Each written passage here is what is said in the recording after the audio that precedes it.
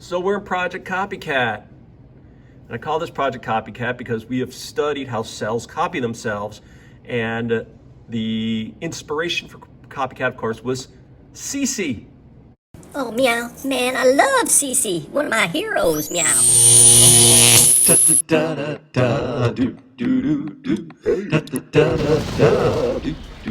All right. Hey now. Mr. Kovacs class. It's Mr. Kovacs class. You might learn a ton. It's Mr. Kovacs class. He's interested too. It's Mr. Kovacs class. And he's super cool. It's Mr. Kovacs class. Cece. Cece was a copycat. Oh, yeah, meow. Talking about Copycat, meow. Copycat, meow. To get Cece, we took advantage of cells being able to copy themselves to basically make a brand new individual. Now, to understand how we got to Cece, of course, you need to know a little bit about reproductive systems, right? Some cats make big cells called oocytes, which are eggs, if for lack of a better word, right? Eggs. We usually refer to those cats as being female because they make eggs. We'll talk more about gender and making sex cells and that kind of thing later. But right now, pretty much, I'm going to use, if you make an egg, I'm going to call you female, okay? And then if you make eggs, usually you have some other structures. You make eggs in what are called ovaries, and then you have a place for growing babies, which is called a uterus. Now, cats' uteruses are long and skinny because they usually carry multiple babies. Here's the ovary. That's where the eggs are made, right? And they carry multiple babies at a time. Now, the old-fashioned way, mom's got to make an egg and it's got to be fertilized by a sperm cell. And again, I'm going to get into that a little bit more in detail later. And that fertilized egg's got to stick to the uterus. And then when it's in the uterus, there it is, it can grow into a cat. Now, usually cats have more than one baby at a time. This mama-to-be is really full. And you can see also cats are mammals. So these are her teats on her mammary glands. She's going to nurse her offspring. She'll make milk. That's why mammals are called mammals. All right. So in these little tubes, that's where you're going to grow the baby cats. And then on the birthday, she's going to push them out into the world. Okay. Cece was kind of done pretty interesting. To make Cece, they took a cat that was already alive and they got some of those stem cells. Remember I mentioned those yesterday? Stem cells. And what they did was a switcheroo. They put the nucleus, the DNA of that stem cell, into an egg cell made by a female cat. Okay? Right?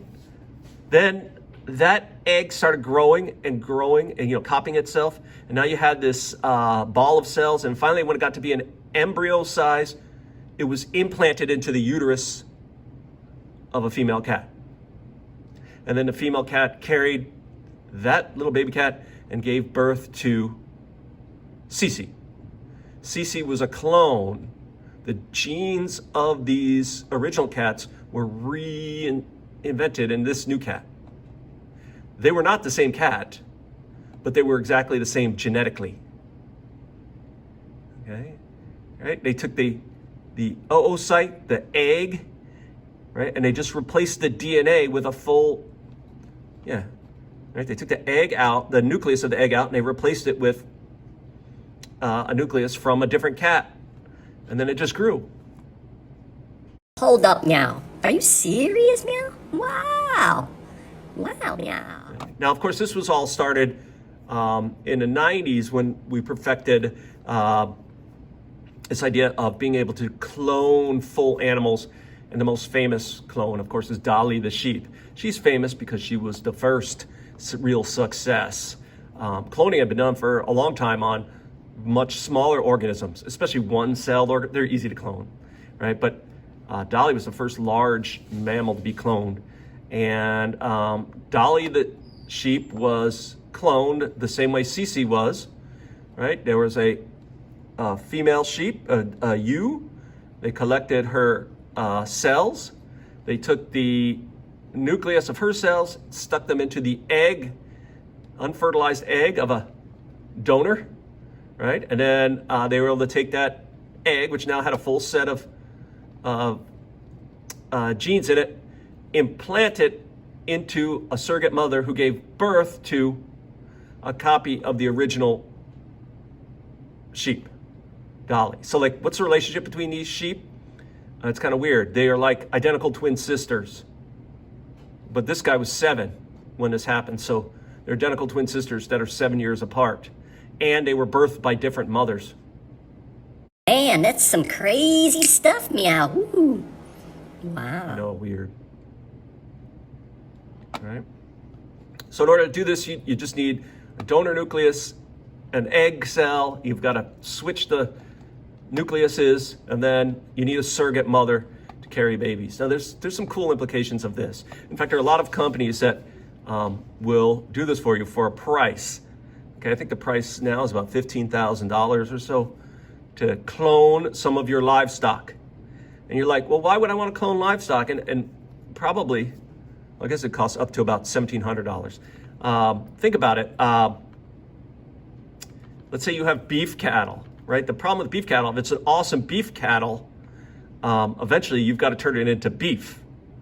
And then it's not around anymore. So usually what you do is you try to breed them before you turn them into beef, right?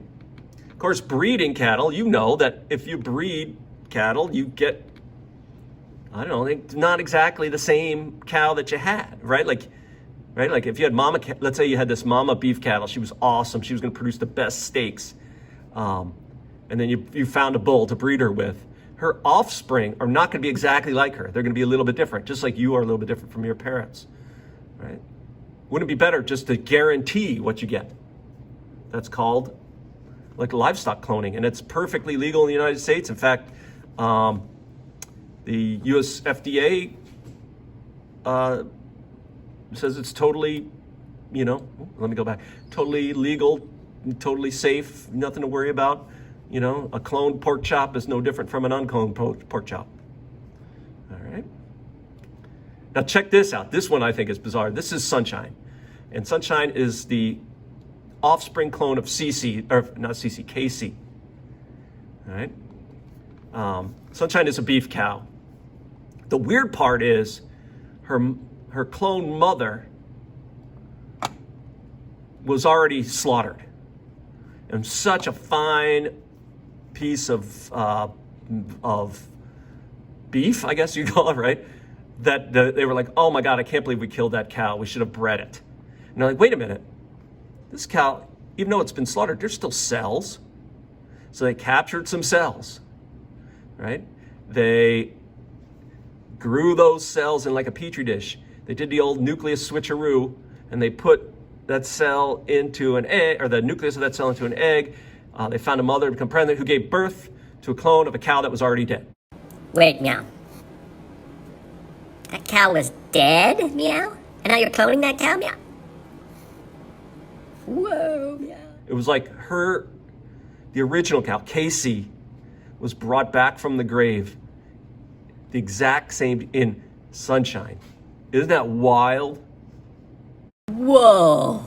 Meow. Are you kidding me? Meow. All right. Think of the implications. So you can bring back an animal who has already been dead as long as you have the cells and you can culture those cells. Well, we haven't had mammoths on this planet for 10,000 years, maybe. But we have found frozen bodies of mammoths permanently preserved in a permafrost. So there's still tissue cells here. There's still cells with nucleuses. They've been preserved. I mean, ideally, you should be able to take those cells and convince them to grow into a new mammoth. What's the problem you have, of course? You don't have any mammoths to have mammoth babies. If only there was an animal that might work. Wait, what? Meow. Anyway, mind-blowing stuff, I know. All right, today in your part 2, you're going to continue to, let's see, if you're in class, you're going to look at some actual onion cells, and you're also working on your cell cycle comic strip project that you started yesterday, or maybe you didn't start yesterday and you're starting today, but that's due tomorrow. And then it's break time.